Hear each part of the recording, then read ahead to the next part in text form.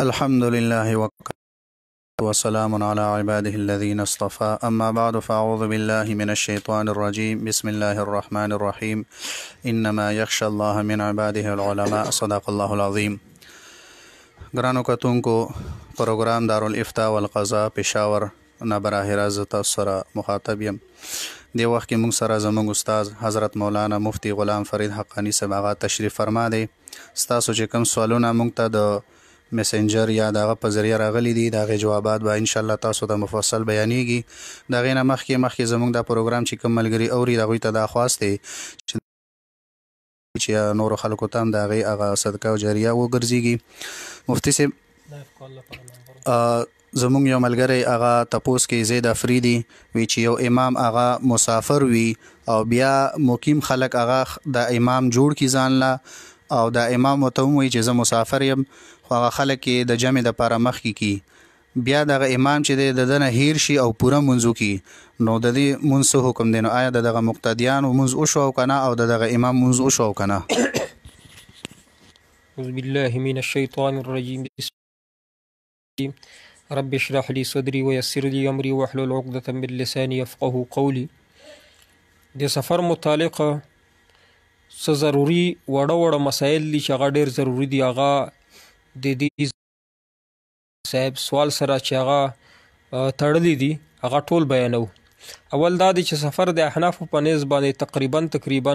په 82 کیلومتر چې ته کله د کور نه وځې نو 82 کیلومتر باندې سفر شروع کیږي او شروع کیږي سفر د کم ځای نه د خپل کلي حدود نه چې ته وځې. کومه حدود د کلي دي؟ کلی حدود هغه دي چې هغه کې ستاسو ماشومان کیلونه کوي لوبې کوي ستاسو د کلي ګندګي هلته کې خلک جمع کوي ستاسو مالونه هلته سري ستاسو دوکانونه کم حدود د کلي دي نو هغه حدودونه چې ووتې نو ستا سفر شروع شو. اول دا دی چې ته 82 کیلومتر پورې لرې مزل کوې یو شرط دا دی. دویم دا دی چې کله د کلي حدود نه ووتې بیا ستا سفر شروع شو نو کله چې ته د یو ځای ته ځې د 15 ورځو نه کم نیت ته کړی دی نو په لاره خو به ته سفر یې کیلومتر ځې خو چې کله کم ځای ته ورسېدې هلته مسافر یې ځکه 15 ورځو نه کم اراده دې کړې که 15 ورځې یا 15 ورځو نه زیات اراده دې کړې په لارې خو به مسافر یې خو چې کم ځای ته ورسېدې هغلته کې بیا ته ستا سفر مات شو مقیم شي نو ته به قصر نه کوې هلته به اتمام کوې پوره لمونځ به کوې. او چې کله ته په سفر کې وې بیا به دا امام متعلق مسائل لیکه. امام مقیم وي ته په سفر کې امام مقیم دی نو داسې به وکړې چې امام کله مقیم امام وي نو هغې پسې به پوره لمونځ کوې نو هغې پسې به کسر نه کوې. یو مسله دغه چې د سوال کې راغلی ده چې یو امام دی چې هغه مسافر دی وروستو ورپسې ځنه مقتدیان مسافر ودري او ځنه مقیم ودرېږي د هغې حکم څه دی؟ دا مسله لږ ګرانه ده. نو چې کله امام په سفر کې دی نو هغه به 2 رکعاته باندې سلام وګرځوي. مسله دا ده اوس امام نه هیر شول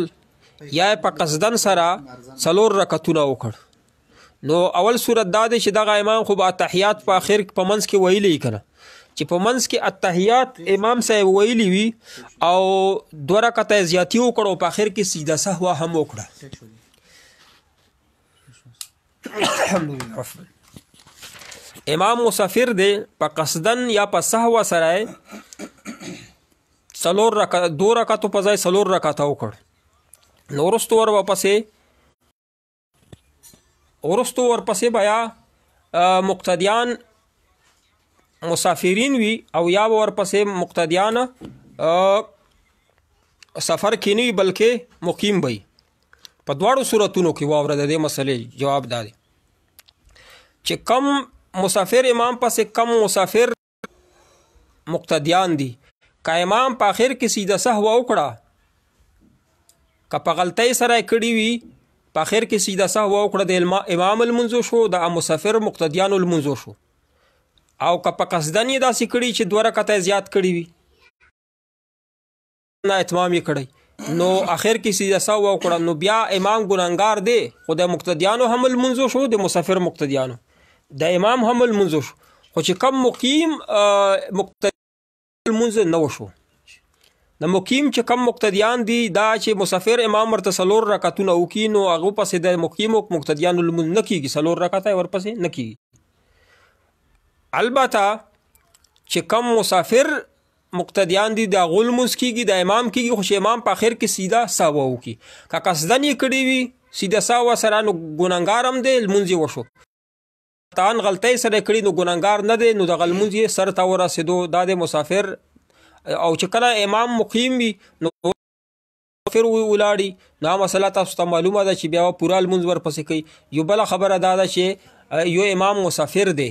هغه 4 رکعته په ځای 2 رکعته وکړ سلام یې وګرځو مقیم خو به 2 رکعته نور کوي کنه 4 رکعته نو دا مقیم ته پکار دي چې په 2 رکعت رات نه وي او د درې قیام دی وکړي په یو ځل کې لږ قیام وکړي بلکې د قیام وکړي په دې طریقې سره د لمونځ ادا کړي. یو بله مسله د مسافرو لپاره دا ده چې په لاره باندې کله روډ په غاړه باندې ګاډی ودرېږي نو ته مسافر یې یا مقیم یې خو تا ته دا پته نه لګي چې د امام مقیم دی او که مسافر دی نو ته به خپلې اندازې سره لمونځ کوې که اندازه دې ټیک وه د سلام نه بعد نو لمونځ دې ټیک دی که اندازه دې غلطه وه نو سر نه به لمونځ کوې په خپله اندازه به اول خو معلوماتو کې که معلومات درته نه کېږي نو په خپله اندازه حری سوچ په وکړي چې دغه امام به شاید چې امام مقیم وي یا به مسافر یا هغې مطابقه ور لمونځ وکړي. مثلا تا دا سوچ وکړو چې دغه امام شاید چې مقیم دی او ته په سفر چې دغه امام مقیم دی نو امام مقیم پسې ورته 2 نه کوې 4 رکعته وکړه تا پسې 4 رکعته وکړ سلام چې وګرځه وروستو درته پته ولګېده چې د امام مقیم نه و په سفر کې و نو ستا دغه لمونځ نه دی شوی ته به سر نه بیا 2 رکعته فرض ادا کړي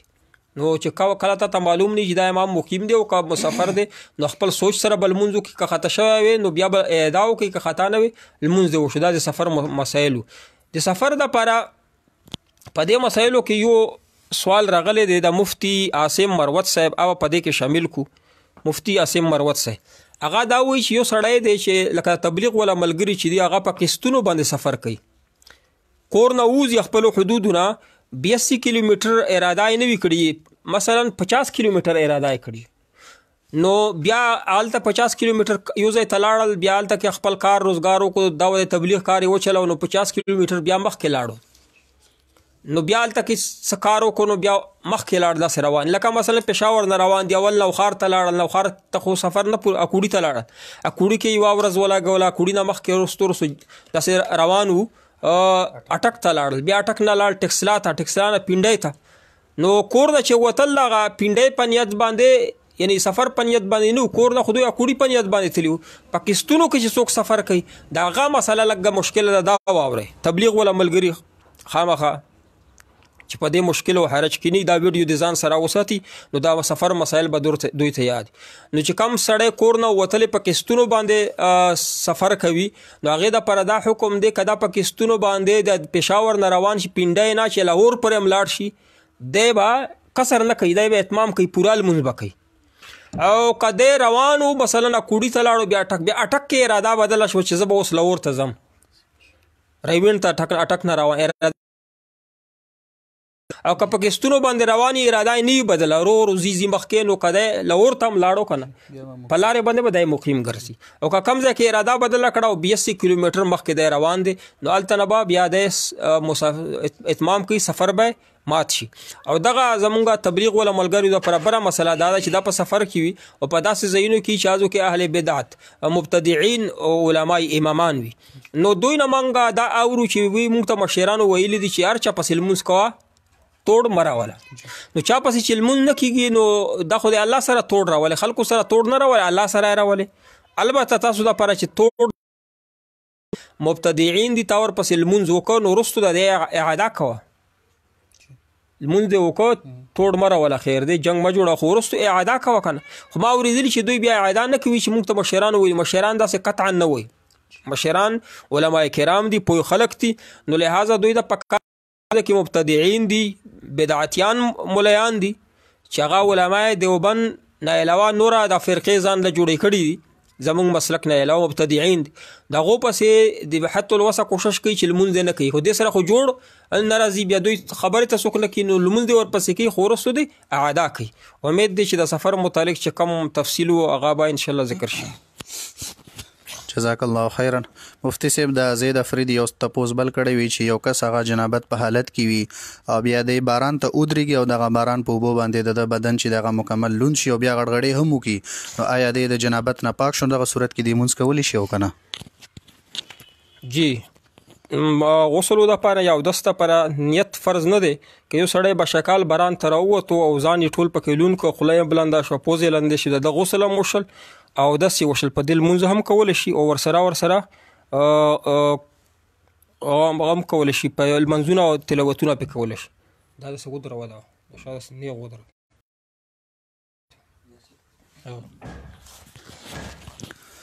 جزاک الله. مفتی صاحب کوواټ نه یو تپوس راغلی، کوواټ نه چا رالیږلی، هغه تپوس کوي چې پښتو فلم کې وي چې یو کس ځان ته ګستاخ رسول ووایي، نو آیا دا کس د اسلام نه خارجېږي په دغه الفاظ ویلو سره او که نه؟ دا حکایتاً څوک ځان ته ګستاخ رسول وایي په فلمونو کې او په ډرامو کې مناسب کار خو نه دی، خو کفر ته پې نه ځي، رداتن دا نه وایي حکایت ته یو. شهباز وایي چې مفتی صاحب پرایز بانډ جایز دی او که نه، پرایز بانډونه د دې خرید و فروخت جایز نه دي. پرایز بانډونه دا حکومت د عوامو نه قرضه اخلي، هغې دپاره یو هغه رسید ته ویلی شي پرایز بانډ. نو دغه پرایز بانډ د په مارکیټ سټاک مارکیټ کې هر ځای کې خرڅولی شي، نو چا سره چې دی پرایز بانډ نو په هغې چا سره دی په هغې قیمت یې خرڅولی شي څومره باندې دی، دې نه چې حکومت پې ګټه درکوي یا ګټه نشي اخیستلی هغه سود دی، او زیاتو پیسو باندې خرڅولی نشي هم سود دی. دا د پیسو یو رسید دی. نو پرایز بانډ که تا دې دپاره ستلي چې صرف پیسې دې محفوظې کړي پې، نو بیا خو ټیک دی، خو که ته په دې باندې ګټه کوې سوې یا په دې باندې چې حکومت کم سود درکوي هغه پې اخلی، نو بیا جایز نه دی. دې کې سود هم دی، دې کې قمار هم دی او دې کې غرر هم دی، درې ګناهونه په دې کې جمع شوي. قاری محمد رحمان صاحب نن سبا په هر اکاؤنٹ استعمالولو بغیر د څه شرط نه پټرول ارزان ورکوي، نو څنګه دي؟ نو که ته د چا اکاؤنٹ استعمالی یا جاز اکاؤنٹ استعمالی مثلا یا د زونګ کلینار وغیره، هغه چې زما اکاؤنٹ استعمالی زه تاله انعام په طور باندې درکوم، که ته استعمالوي که نه یې درکوي هم ته استعمالوي، انعام که نه درکوي، او که انعام درکوي بیا هم ته ستا خو مجبوري ده، نو دغه انعام دی، نو دغه انعام اخیستلی شي. او که څه شرط پکې وي چې خامخا به زما دا شی اخلي بیا انعام در. ازادي مارچ تخریق مفتی صاحب بیمه چې عوض نه وي پکې نو جایز ده، د کفن دفن او د بیمار علاج جاز کپنی ولا رنګ کو چې ستا علاج به پریو که بالفرض مړ شي نو کفن دفن به هم کوي، آیا داسې بیمه څنګه ده؟ چې عوض پکې نه وي بیمه چې د کمې کمپنیانې دي، بیمه د ژوند بیمه چې ده لایف انشورنس چې هغه ته ویلی شي، دا ده چې هغه تا نه یو 10 کالو یا 20 کالو پورې تا بیمه کي، نو بیا به هغې دپاره ته قسطوار پیسې جمع کوي. نو دا پیسې 20 کالو پورې چې مثلا 10 لکه روپۍ جمع کړي، نو 10 کاله پس په تاله په دې باندې څه سود هم درکوي او د 10 لکه روپۍ به واپس درکوي، او 10 کاله نه مخکې که ته مړ شوې نو تا بیمه خو کړې 10 کالو لپاره ودا ورسره کړي، پیسې د 10 لکه جمع کړي 2 لکه دي، نو تاله به 10 لکه روپۍ درکوي. د بیمه کې چې څومره انشورنس دي کې بیمه کې سود هم دی، جنرال انشورنس چې دي کوم سامان او ګاډي چې بیمه کوي په دې کې غرر هم دی، قمار هم دی. کې بیمه د 3 لوی ګناه کبیره مجموعه ده.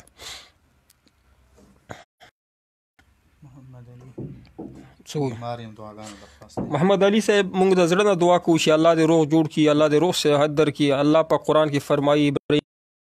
اذا مرضت فهو یشفین، یا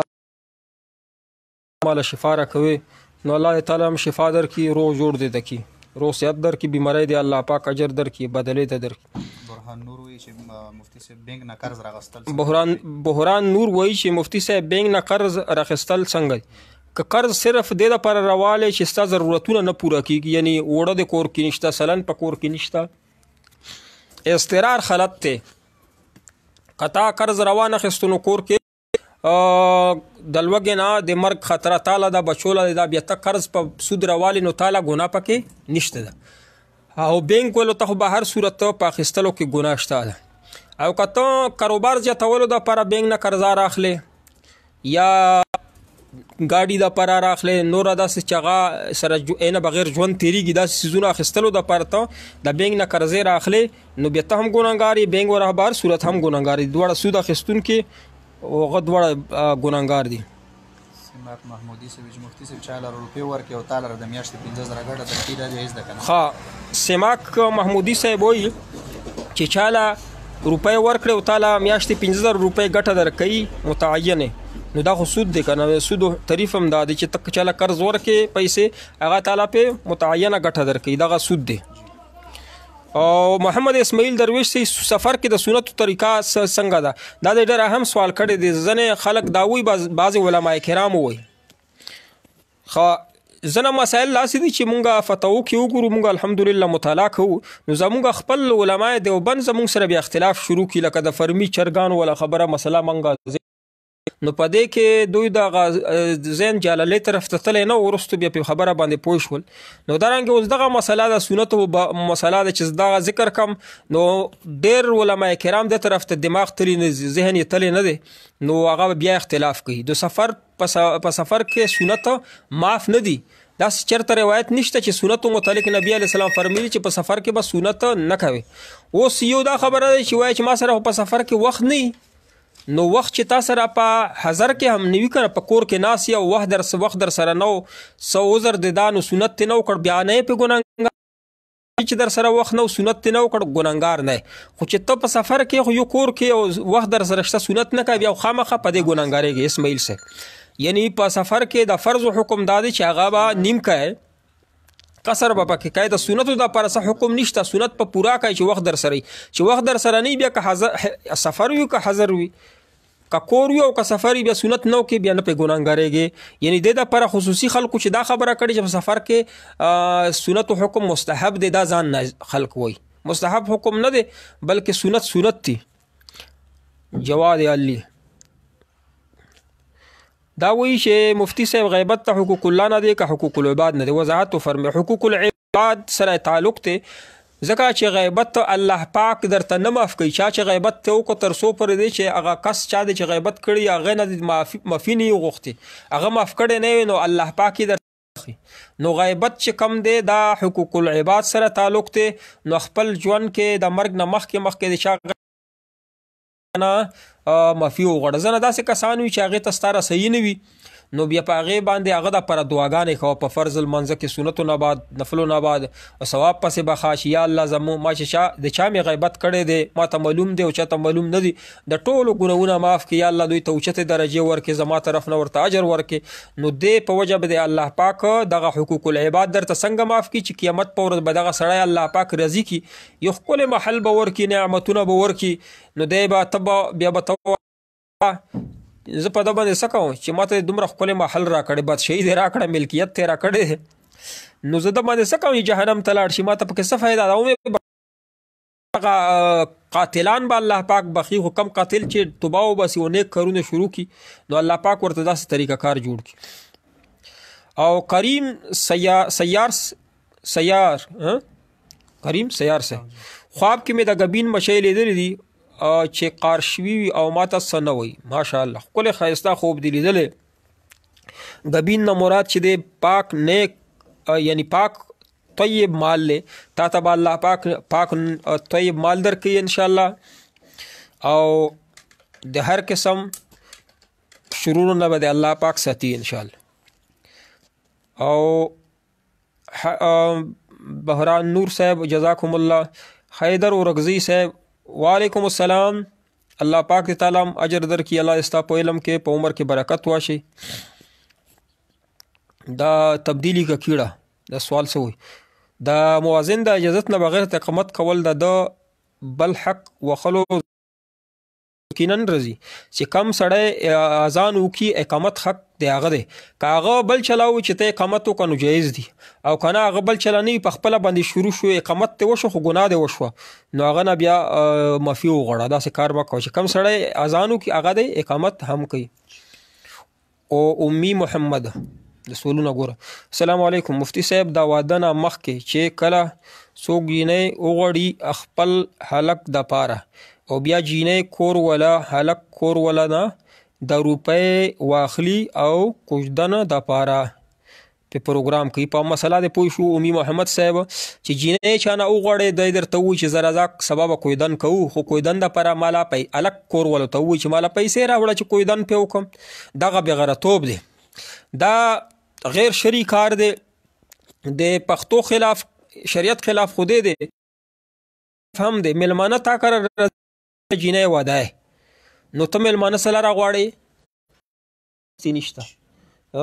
چې اوخان ګرځای نو دروازې خو به کلاو ګرځای کړ د پښتانه وایي مشران. نو چې ته اوخان راولې او دروازې ورته نه کولاوې دروازې د بل چا نه راغواړې دا ګناه ده. دا الک کور نه الک نه چې کومې پیسې ته والې کوژدن کې مېلمانو باندې خرچ کې خپله خرچ کې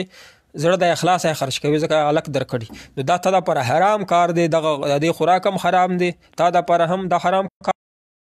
جینۍ چې ورکړه هغه جینۍ به مهر به ورکوي، الک په مهر ورکوي نو هغې کې ستا کار نشته، د مور و پلار کار نشته چې هغه ته په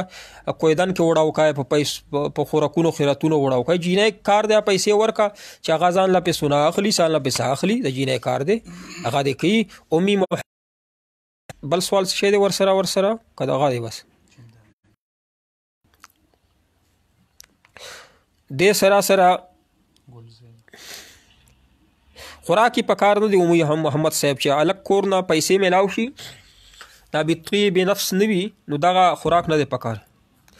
ګلزیب صاحب وایي چې یو امام دی چې هغه د بددعا بدعاتو مرتکب دی، لکه مړي پسې خیله اسقاط مروجه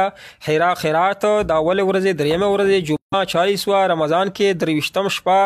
تلاوت کوي، په هغه تلاوت باندې خلک روپۍ ورکوي او اخیستل جایز دي که نه؟ قطعا جایز نه دي. څومره کارونه چې ستا ذکر کړل ګلزیب صاحب دا د بدعتیانو کار دی. دا بدعتیان مولیان په ننه دیوبند کې څنګه جوړ شوي ځنه خو چې دي اهل بدعت هغه تاسو پیژنئ. په علماء دیوبند کې د ننه ځنه مولیان داسې دي چې اخوند مولیان چې دا کارونه کوي علماء دیوبند سره تعلق وي. وجه دا دی چې هغه مولیان غریبانانو ته څوک خوراکونه نه ورکوي، تنخواه نه ورکوي، پیسې نه ورکوي، نو دا ورته دا چل جوړ کړی چې راشه نن پلانکی ورځ ده مړي به د خولې نیولي دي په دروازو باندې په خندقو راختي دي په دیوالونو باندې مړي موازونه کوي چې خوراک راکوي. ملا صاحب ته چرګان وړي، ملا صاحب چې وخوري گویا کې مړي وخوړل نو دغه ملا صاحب دغه چلونه جوړ کړي بیا ورته. خو دا جایز کارونه نه دي چې څوک کم ملا داسې کار کوي د پسې لمونځ مکروه دی د دې ځان د نه وساتي. خو عوامو له پکار دی چې د امام د خیال وساتي، امام د دومره زیات خیال وساتي چې دومره د خپلو بچو نه د زیات خیال ساتي، ځکه چې دا خو د نبي علیه صلات وسلام په مصلا باندې ودرېږي هغه جان نشین دي. نو نن چې نبي علیه صلات وسلام موجود وي نو خلکو به مسلمانانو به څومره خیال ساتلی چې هغه موجود نه دی، هغه ورثه موجود دي امامان صاحبان د هغې خیال وساتئ. د امامانو علماء خیال ساتل گویا کې نبی علیه السلام خیال ساتلی. څوک چې د نبی علیه السلام خیال ساتي گویا کې الله پاک خیال ساتي نو الله به په دنیا آخرت کې خوشحاله کړي. د امامانو ډیر خیال ساتي. د بدعاتو نه چې دوی په امان شي چې پیسو ورسره ډیرې وي ګاډی ورته والی کور ورته والی نو بیا به دا کارونه انشاءالله نه کوي. او دا ګاډی اخیستل او کور اخیستل د خپل امام لپاره د ټول کلي دپاره څه ګران کار نه دی. یو کور کې یو پلار چې دا خپل 4-5 زمانو ته کور هم اخلي ګاډي اخلي یو کس نو بیا به 100 کسان وي 10 کسان یو امام دپاره ګاډي او کور نشي اخیستلی. دا کار وکړئ آخرت هم به ښکلي شي. هر جماعت کې چې امام در سره ټول کلي ولې د جمع شي یو کور دی ورته والي 5 مرلو ولې څومره وسي یو ګاډی ورته والي یا موټرسایکل ورته والي امام چې قانع شي تاسو ته صحیح مسالې کوي. کني جهنم طرف ته مبوزي مولانا بجلیګر صاحب دی الله وبخي چې کله تا مړی وشي نو ما مونږه طالبان راوغواړي 2 روپۍ راکړي چې تلاوت وکړه ما مړي پسې وبخ نو ویې زه تا دومره لیونی ښکارم چې زه یو سپاره تلاوت په 2 روپۍ تا مړي پسې بخ زه دومره لیونی یم په 2 روپۍ زه به 10 روپۍ درکړه زما پسې یوه سپاره وبخ نو فرج طالبان دومره لیوانیان نه دي چې تا په 10 روپۍ په 20 روپۍ تا مړي پسې تلاوت بخ علاوه در پسې بخي چې تا هغه فراخ ښه کې هغه قانع کې هغه ته ګاډی والی ته کور والی امامانو صاحبانو خیال وساتي. او ابراهیم خان صاحب مفتی صاحب مونږه ملایشیا کې یو ټول کاروبار مو د زناناو یعنی ښځو سره دی دا جایز دی. نو زنانه ته خو ته نه ورځې دوی درته راځي ته دکان کې ناست دوی درته راځي نو بس کم خرڅول اخیستل دي هغه ورسره کوه، زیاتي غیر ضروري خبرې ورسره مه کوه. ته پې نه ګناهګار دا پې ګناهګارېږي. زناناو دپاره هم حکم دی دپاره دی دوی نه کوي رضي تعالی ته نه څه اخلي نو دا ګناه تا پسې نه ځي. خو په هر صورت زیاتي خبرې به کاروبار کې ورسره نه کوه. عیسی خان حنفي صاحب په ایزي پیسې باندې پیسې لیګل څنګه دي چې په 3 روپۍ باندې روپۍ ایزي پیسې باندې چې ته پیسې لګې ته نه پیسې کټ کوي د جواز شته. علما کرامو د جواز ورکړي. خو چې ایزي پیسې باندې ته پیسې ولګې نو دوی منټونه درکېږي نه من هغه هم اخیستلی شي. خو کله چې ته اکاونټ کې پیسې کښې د 1000 یا 2000 روپۍ او بیا درته منټونه روزانه منټونه درکوي SMS درکوي د نه ځانه بچ کو.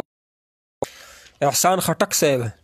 Telenor easy पैसा अकाउंट में 1000 रखने पे 50 मिनट दे जवाब में दर का एहसान खटक साहब چې टेलीनार की وی او کجاز کی وی چارج کی چې 0 روپے د کې خو د اغا تا ور سره بتور قرضا دي نو د منټونه یا SMS در کوي دی باندې دا ما اخله د غسود دی د په قرضې باندې ګټه دا هر یو قرض چې اغا تعالی نفع رضی اغا سود کې دی ورپسې سوی ارمغان اسحدل ته ګوره ارمغان اسحاق مفتی صاحب ماته جواب نشو ملاو ډیره ستره مسله ده کله تا ماته سوال کړی چې د جواب نه ته وګوره چېرته سو زه خو په نمبر چې کم سوال مخې ته راځي هغې جواب هو چې ته کله ما سوال جواب نشي میلاو هغې کې بیا داسې سوال ما رالیږه دومره اوږده لیکل لیکړي چې ماته سوال نه په دې په ځای هغه سوال رالیږه نو انشاءالله کېدی شي هغه تېر شوي بیا راشي. پلار مې کابل کې اوسي او زه پاکستان کې یم په کابل کې قصر لمونځ کوم. محمد اسماعیل صاحب پلار د کابل کې دی مور پلار کور دی هلته دی هغه د پدري کور دی چې کابل ته لاړ شي کابل کې اهتمام کوي په لاره به قصر کوي په کابل کې پوره لمونځ کوي. وسیم احمد صاحب وایي چې په بینک کې پیسې کې خودل څنګه دي په سیونګ اکاونټ کې جایز نه دي حرام دي په لاکر اکاونټ کې ضرورت په بنا جایز دي. اکاونټ کولول چې دا کم اکاونټ چې دی دا یو سیونګ اکاونټ دی یو کرنٹ اکاؤنٹ چې دی دا علماء کرام وایي چې دې په وجه چې ته پې تنخواه اخلې یا چېرته پیسې په لګې ضرورت په بنا باندې کرنٹ اکاؤنټ کولولی شي پیسې پکې ښودلی شي خو ضرورت په بنا ضرورت تینی نو بیا بینک نه ځان ساته ځکه چې بینک چې کوم کورسۍ اخیستي چې ته پې کښېنې چې کم ایسي لګولی او ویټرې لګولي دا ټولې سود په پیسو باندې کړي نو ته چې ورځې خامخا برکات بې برکتي راځي بینک ته د سره ورتل لږ نه په کار ضرورت نه بغیر.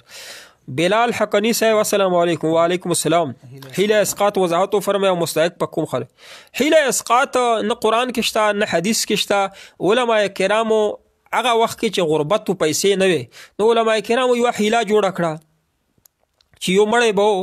چې مړی به وشو نو علماء کرامو ته به وویلې چې زمونږ د مړی نه لمنځونه پاتې شوي روژې پاتې شوي دي ملا صاحب ورته چې پیسې ورسره څومره دي مړی نه چې کوم لمنځونه روژې پاتې شوي هغې پیسې جوړېږي فدیه 15000 روپۍ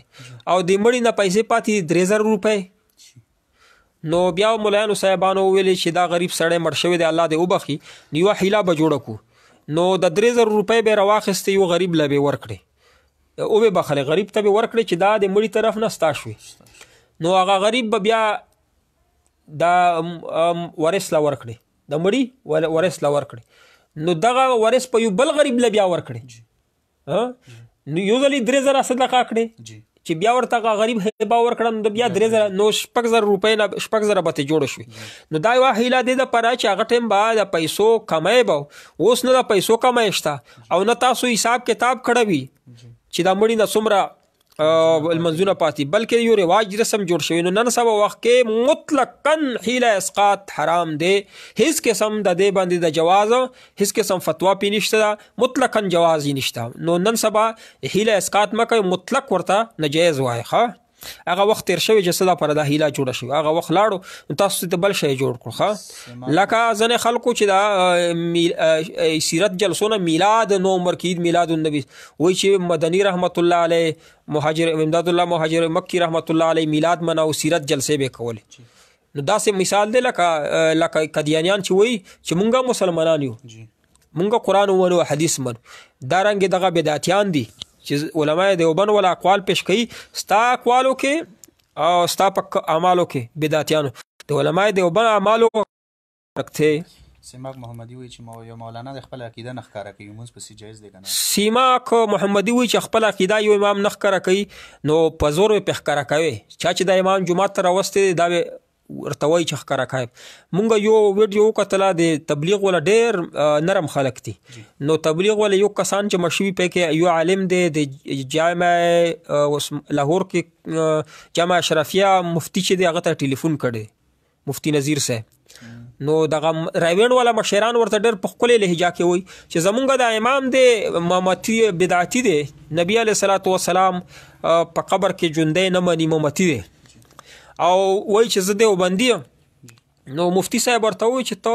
امامت دپاره لږو پیسو دپاره دروغ مه وایه، کومه عقیده دي ښکاره کړه. نو دغه امام ورته وایي چې زما عقیده ستاسو عقیده ده. څنګه عقیده دی ده؟ سبق ته کوم ځای کې ویلي پینډۍ کې فلانکۍ مدرسې کې وایي هغه کې خو ممتیان دي چې هغو سره هغه والا عقیده مې ده. خو داسې وایه که نه ولې د خلک په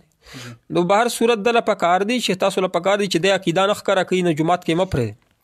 عقیده به ضروري ښکاره کوي. ابو حسن وایي چې بعضې خلک وایي زر علیه السلام کم دی ژوندی دی او هلکانو سره میلاویږي، د دې وضاحت. ابو حسن صاحب وایي چې بعضې خلک وایي حضر علیه السلام ژوندی دی خلکو سره میلاویږي، د دې څه حقیقت نشته ده.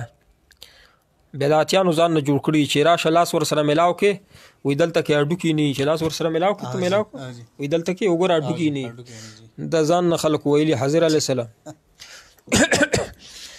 او ځنه اقوال شته چې حضر علیه السلام ژوندی دی، خو صحیح حدیث د دې متعلق چې نه.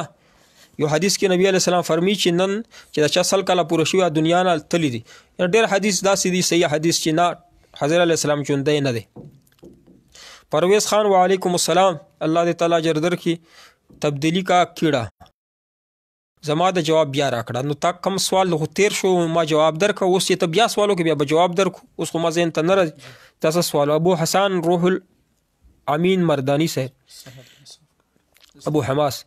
صحت کارت استعمال روا دی چې کم غریبانان دي هغو دپاره روا دی، دا هغه خلکو دپاره دی چې چا باندې زکات کیږي. اوس چا باندې زکات نه کیږي صحت کارت یې جوړ کړی زکات اخیستل جایز نه دي. محمد عدنان څه وایي چې زه کور نه لرې اوسم که ډېره موده پس یوې ورځې لپاره کور ته ځم نو لمونځ به څنګه کوم؟ کور نه وي چې لرې اوسم که نه کور نه لرې اوسې چې کور ته پس یوې ورځې لپاره کور ته ځم نو کور ته که ته یې نیمې ورځې ته ځې کور ستا خپل وطن دی، وطن اصلي دی. کور دی چې دی که نه وطن اصلي دی، دې کې به که ته یوه ورځ ځې که 2 ورځو ته ځې که 15 ورځو ته ځې دلته به سفر لمونځ نه او کم ځای کې چې ستا ملازمت دی یا کم ځای کې ستا مدرسه ده درس و تدریس دی یا سبقونه وای هغه ستا وطن اقامت دی، هغه دواړه ستا وطن دی. کور دی چې دی هلته به پوره لمونځ کوې او په مدرسې کې به هم پوره لمونځ کوې. عیسی خان خنفي صاحب پنجپیریان لاس ښکلولو ته شرک وایي او بیا په تصویر کې لیدل کېږي چې دا دوی شیخ صاحب محمد طیب لاس یو شاګرد د ښکلولو بل شرک او دوی د جایز دی په دې لږ شرک څنګه پنجپیریان وایي چې لاس ښکلولو کې شرک د حدیث نه ثابت دی. نو دغه څوک چې شرک وایي دا خپله مشرک شي. مسلمان له چا مشرک وایي مسلم شریف کې حدیث دی، یا کافر وایي په خپله باندې کافرېږي. البته دغه کوم بدعتیانو تا ذکر وکړو داسې بدعت په بړۍ کې و بیا الله پاک وګوره هر چا نه چې کار اخلي. نو مفتی منیر شاکر چې و هغه نه الله پاک کار واخیستو. دغه اوس مفتی منیر شاکر هغه د جړو سره چې دا ذریات سره لاهور ته ولېږه هلته دڼیا شو بیا هغه پیر سیف الرحمن. اوس دا مفتی منیر شاکر چې دی دغه بدعتي چې د محمد طیب پسې شروع شوی دی. انشاءالله ما ته امید دی دا چې پسې شروع شي مفتی منیر شاکر نو بیا یې بنیاد وباسي نو ډېر زر به د طیب بنیاد وګوري چې انشاءالله د بنیاد به ختمي. دا فارم هاوس دغه اسونه دغه سپي وساتي د پیشوګانو ساتي او کله کله پکې اوس پکې نوې خبرې مونږ واورېدې. ځنه پکې ملیان چې د عبدالسمیع الحق پېښوري د متعلق مو واورېدل دا د پیشوګانو کار کوي غوښه وله یا پی نه پرېږدي بې ځایه ځای یا غوښه وي. نو دا خبرې دا به ډېر زر انشاءالله تاسو مفتی منیر شاکر صاحب به انشاءالله چا پسې چې ولګي که نه نو هغه سره هغه پیر سیف الرحمن سره ټول حکومت میلاو د صوبې حکومت د پنجاب حکومت وفاق ورسره فوج ولا ورسره میلاو. مفتی منیر شاکر چې پسې ولګېدو که نه نو داسې دڼیا کو چې دا اوسه پورې دڼیا دی. نو اوس لګېدلی دی دغه بدعتي پسې محمد طیب پسې لګېدلی دی وایي چېره دغه طرف ته چې دا پنجپیریان دي او ځان ته دوی وایي چې مونږ اشاعت التوحید ولې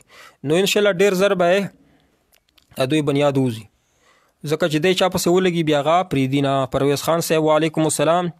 په مدرسه کې صابر نیوز په مدرسه کې چې طالبان وظیفه راغونډي او هغه روټۍ دوی بیا خرڅوي نو په کوم ځای کې استعمال پکار دی طالبان او یا قریان استعمالول شي یا د هغوی ملما راشي چې کومې وظیفې دوی راغونډي نو کور ول ورکړي چې څه پکې ورځه ستا شوي نو هغه وظیفې طالبان خپله خوړلی شي ما چولی شي طالبانو لی ورکوي ښه البته کریان صاحبان چې دي مدرسو کې استادان چې دي هغه به دا روټۍ پیسې جیب ته نه اچوي ځکه دا طالبانو لی ورکوي طالبان یې په میلمانوي جایز دي او پیسې جیب ته چې روټۍ خوري پاتې شي طالبانو کم کړي عام خلک یې دې لی ورکوي طالب لی ورکوي ځه طالب استعمالولی شي استاد له پکار دي چې دی سړه روټۍ خرڅه شي نو پیسې د جیب له نه اچوي البته استاد پیسې جیب له واچوي بیا دوی ته په چای روټۍ نوره څیزونه واپخوي جمعې په شپه باندې نو ځنه استادان داسې دي مدرسو کې ماشاءالله د مدرسو نظام وګوره الله پاک څومره امداد دی حکومت سره زمونږ مسلمانان علما کرام چې کمې فرقې سره تعلق ته خاص څومره دي که بدعتیانو سره ته کمې سره ته که دیوبند دي پنجپیریان دي بریلیان دي مدرسې دي څومره طریقې سره دوی هغه مشومان ډیل کوي جینکۍ ډیل کوي غټې غټې مدرسې دي په ځینو مدرسو کې جینکۍ دي ورسره زره 500 حکومت سره په لاهور کې صرف یو غو د یتیم خانه وه چې په هغې کې 53 جینکۍ دي یعنې ټول حکومت پیسې په هغې لګي ټول وزیرانو پیسې پې لګي یعنې ټول حکومت فوج ورسره دی خو 53 جینکۍ په یو یتیم خانه کې دي هغه یې بې عزته کړې هغو باندې روټۍ بند کړې یو 53 وړه شانتې مدرسه حکومت نشي چلولی وایي حکومت علما کرامو ته چې زه مدرسو کې اصطلاحات راولم ته 53 جینکۍ یو ځای کې نشي ستلی نو ته به اصطلاحات څنګه راولې او علما کرام په دې چندو په دې وظیفو باندې څوک د کورونو کې زر جینکۍ ساتي څوک 500 ساتي الحمدلله داسې سکینډل نه دي راوتي لکه د حکومت چې شروع غټ غټ د عمران خان پرټۍ ولا په یتیمانو جینکیو باندې حملې کوي او بیا علما کرامو ته خو تاسو علما کرامو ته خو پګړۍ ورکوي انعامونه ورکوي دا علما کرام په تش لاس باندې ماشاءالله په څومره صفا سوتره طریقې سره لکه خپل بچي خپل بچیونو په شان باندې په مدرسو کې ګرځي په تش لاس باندې نو تاسو د ایوې فرقې علما کرامو پسې چې هرې فرقې سره تعلق دی دا حکومت ولا کسان د ټول حکومت د ټول پاکستان حکومت سره د فوج دا ورسره برابرول نشي تاسو 53 جینکۍ په لاهور کې نه وساتلې ټول یې بې عزته کړي تاسو په مدرسو کې اصطلاحات څنګه راولئ څه وایي شوکت علي وایي چې امام د جومات والا که نه د مسجد اشیا خپل ذاتي هغه دپاره استعمالولی شي لکه امام چې د شوکت علي صاحب د جومات والا بجلی هم استعمالولی شي اوبه استعمالولی شي مصالح د جومات چې د امام نه بغیر د جومات نه چلیږي که نه مؤذن نه بغیر نه چلیږي مؤذن امام د جومات والا چندې چې کمې دي هغه په خپله استعمال کې راوستلی شي دومره چې څومره ضرورت دی بجلی هم استعمالولی شي ازلان او مقتدیان یې نشي استعمالولی ښه مقتدیان چې دي هغه چرچ کوي موبایل به چرچ کوي جومات کې به یې نه چرچ کوي امام یې چرچ کولی شي ازلان خان صاحب زه په څلورو میاشتو کې رواني مونږ ته هم دعا کوو مونږ درته دعا کوو چې الله دې قبول کړي الله پاک خود سالم و غنم راولي الله پاک دې په دین باندې پوهه تا ته نصیب کړي مونږ ته دعا کوو الله په لاره کې ایک مسجد پیلی جماعت ہو گئی اور دوسری جماعت پیلی رکعت ہوئی ہے اور امام کا پتہ نہیں ما درته وې اول پروګرام واوره خاص کر کې تبلیغ ولا ملګری علما مسائل د سفر ولا بیان کړ چې تاسو زنه جماعتونو ته لاړئ هغلته تاسو ته پته ولګېده چې دغه امام بدعتي دی نو لمونځ ورپسې کوه جوړ را وروستو یې قضا وروستو د هغې اعاده کوه قضا یې را کوه یعنی دوباره یې کوه اعاده قضا یې مه کوه بلکې په وخت کې دننه د خلک بي که نفل کوي نو تا خپل لمونځ ادا خبره ده چې امام نه پېژنې لمونځ یې ورپسې وکړه وروستو دې وپېژنو چې بدعتي و که وخت کې دننه وي نو اعاده وکړه که وخت در باندې تېر شو نو قضا وکړه او مونږ ته جان نثار قریشي صاحب بس صحیح شوه او سید نور بادشاہ صاحب السلام علیکم جی د مسوتن سنت نه پس 2 رکعت نفل څنګه دی وتر نه مخ دواړه جایز دي بهتر خدا دی دا هم سنت د وترو نه مخکې 2 رکعته سنت چې دي کنه غیر موقته کې شته خو د سنتو نه وترو نه مخکې چې 2 رکعته وکې نو هغه په تهجد کې راځي ښه چې وترو نه مخکې 2 رکعته نفل وکې کنه تهجد په نیت یې وکې نو دا تهجد کې راځي ډېر ثواب جان نثار قریشی صاحب حیات الانبیاء پر بحث کرو دلال کرو دلال وخت نشته د بحث وجه نشته البته نبی علیه الصلاۃ والسلام متعلق د علماء دیوبند اهل سنت والجماعت دغه مسلک ته اهل سنت والجماعت علماء دیوبند دا مسلک ته چې نبی علیه الصلاۃ والسلام په خپل قبر کې په خپل جسد وري سره هغه دنیا ولا جسد چې په دنیا کې کم جسم پاغه کې ژوندې دی او روح هم پکې دی روح تعلق ته یا پکې دی روح دنیا ولا روح بدل شوی دی نو د نبی علی السلام جسم بدل شي بعض خلک وایي چې کله تم مړ شوي نو تا ته به دغه جسم چې دی د بخاور سره خاوري شي مولانا سي او تعالی به الله پاک بل جسم درکې د بل جسم چې درکې دی باندې چې قران کې آیات شته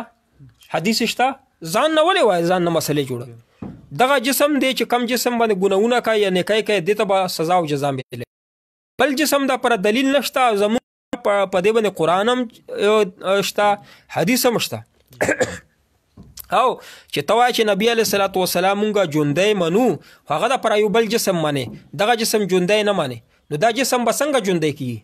ژوندۍ تعریف چې او کې څنګه مولانا صاحب ژوندۍ تعریف څه دی ژوندۍ هغه چې جسم کې روح وي مړه هغه چې جسم روح اوزي نبی علیہ الصلوۃ والسلام چې کله په نه خو مطلب چې په جسم کې روح شته دی کنه بغیر روح نه ژوندۍ څنګه معنی سم چې دویم جسم توای چې الله پاک انسان ته ورکي او قیامت پر ورځ په دې ټولو اتفاق قیامت پر ورځ بازارې زری راجمع شي دغه کم جسم چې دی کنه خاور شو دا به ټولو اتفاق ته چې دا به دوباره را ژوندۍ شي نو هغه جسم بس شه مثالی جسم هغه د پر بیا قبر وکندي توای چې قیامت پر عالم برزخ کې یو مثالی جسم کې انسان وسی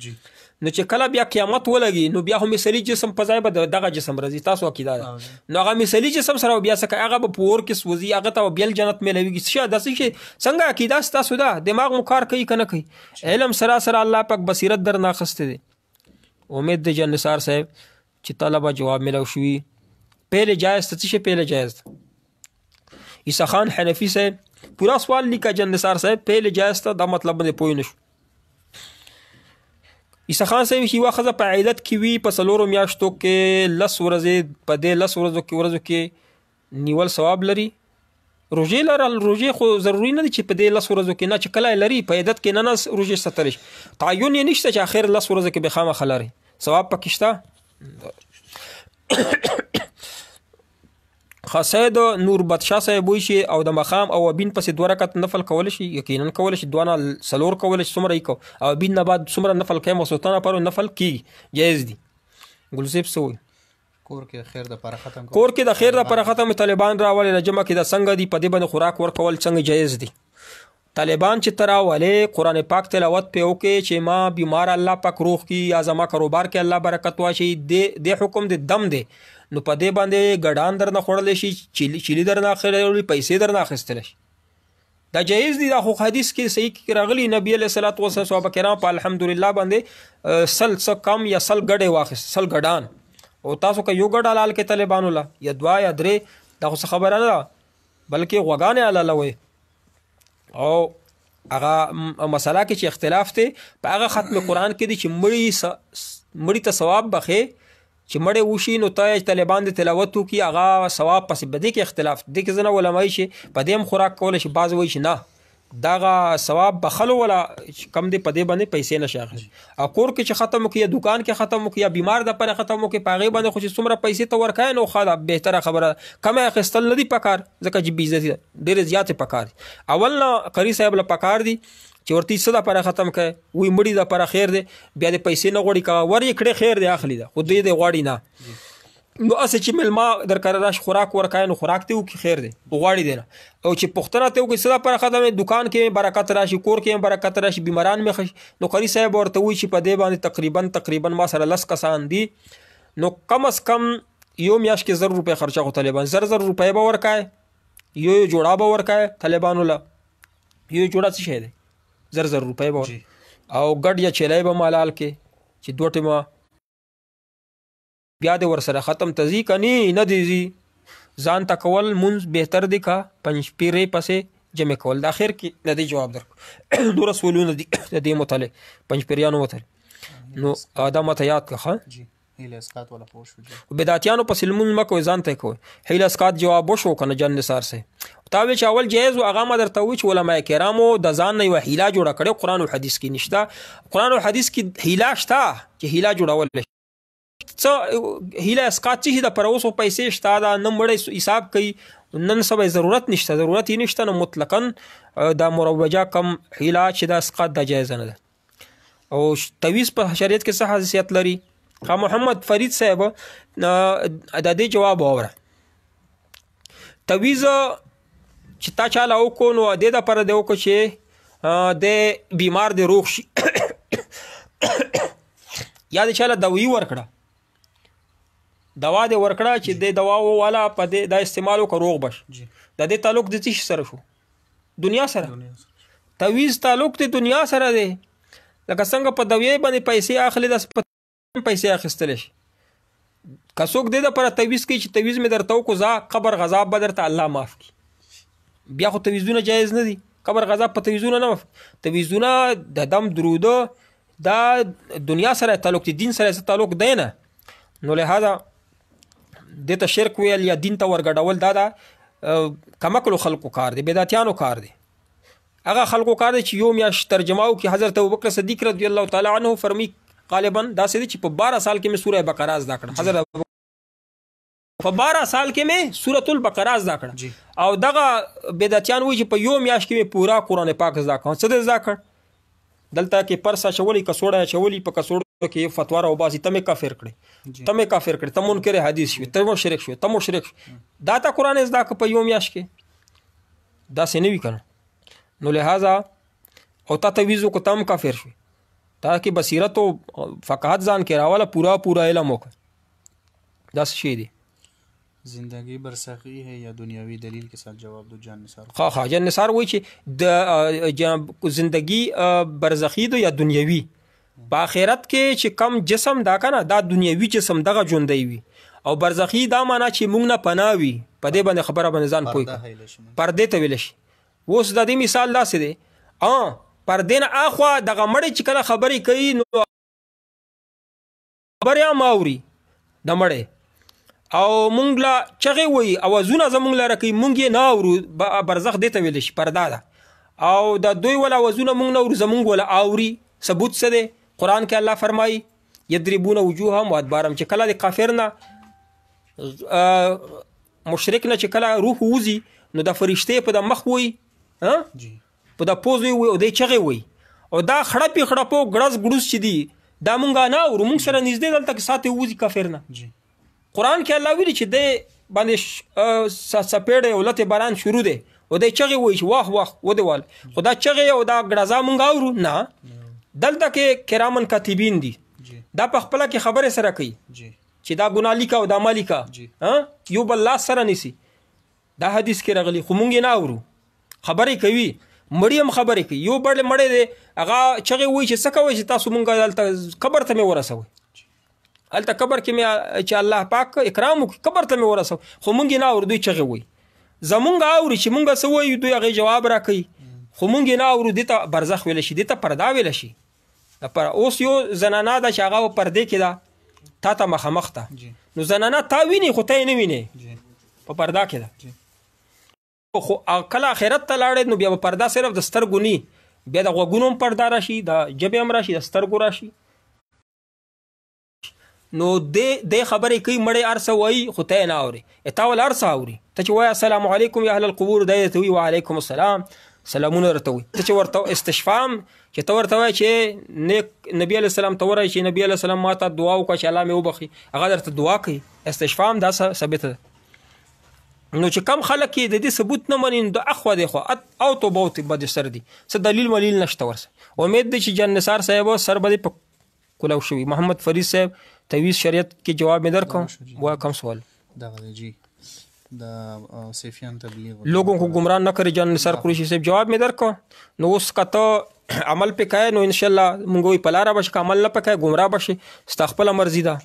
عمل پې مه کوه. خپلو ملایانو نه به مسلې تپوسونه وکړه. مونږ هغه خلکو ته مسایل کوو چې علماء دیوبند اهل سنت سره تعلق دی.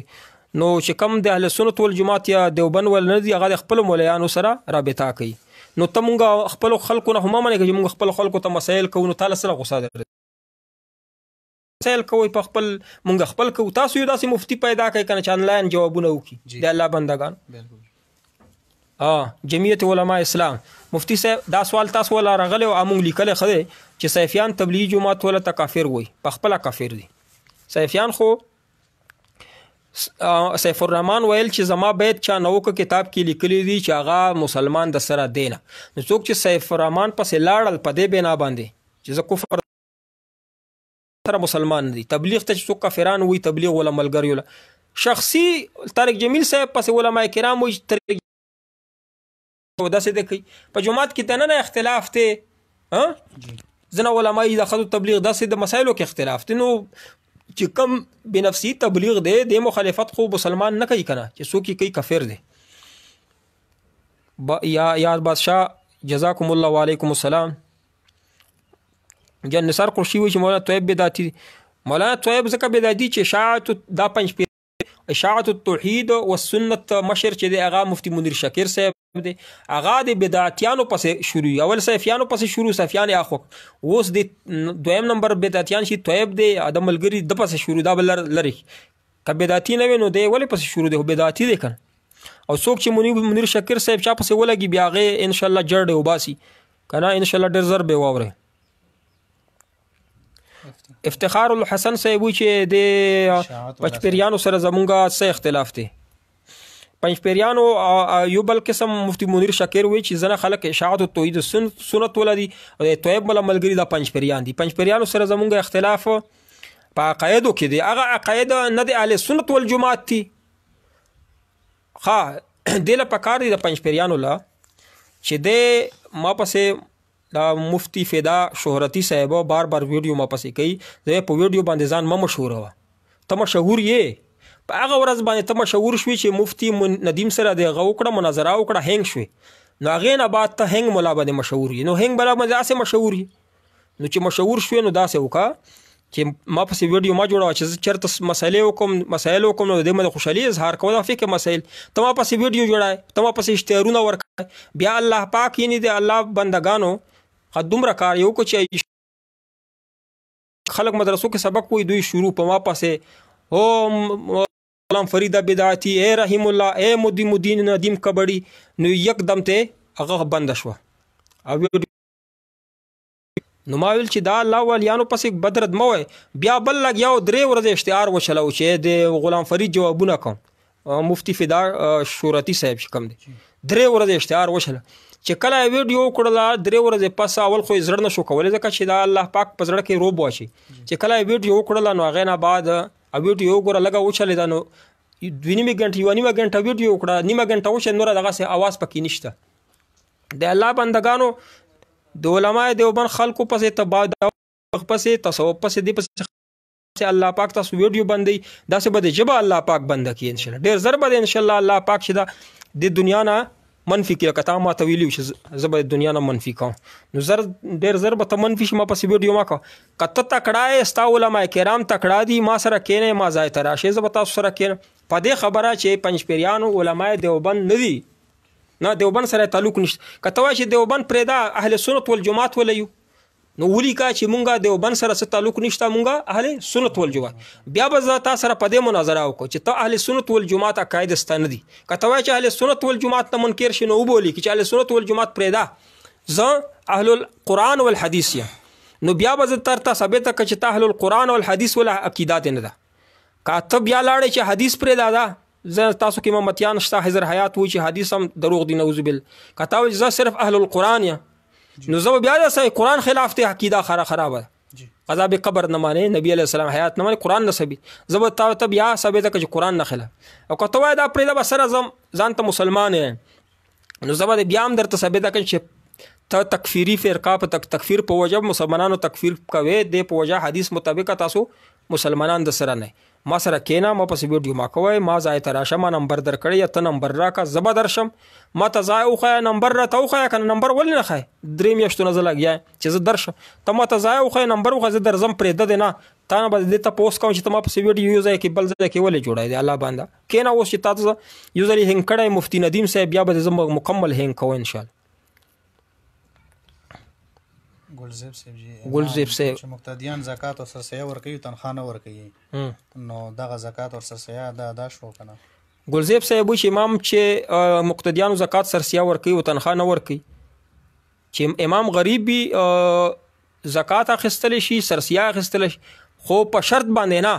چې په دې شرط به امامت کوم چې زکات به راکوي سرسایه به راکوي. نو دا په اجرت پې نه اخلي، په اجرت په تنخواه ته غواړي، که تنخواه نه ورکوي نو هسې په هسې غریب دی امام سرسایه زکات اخیستلی شي، او که په امامت یې اخلي بیا یې نشي اخیستلی. جان نثار قریشي صاحب لایف کال وکړه چې که لایف کال کوه ته نمبر ووایه ورته. جی زمونږ نمبر دی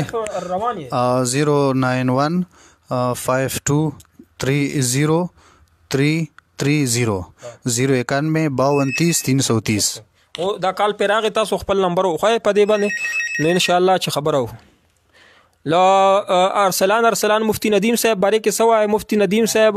بیان مې اوس درته وکړه، لکه بدعتیان دي دا عرض کې هینګ کړي دي، او د دې په وجه باندې مفتی ندیم صاحب چې دا دومره سخت وایي اړول چې اوس بدعتیان موږ سره نه کیني، د الله بندګان سره کیني نه، دا سره دومره سخت یې اړولي. افتخار الحسن صاحب مفتی ندیم صاحب چې نه وي نو اوس په دغه بدعتیان چې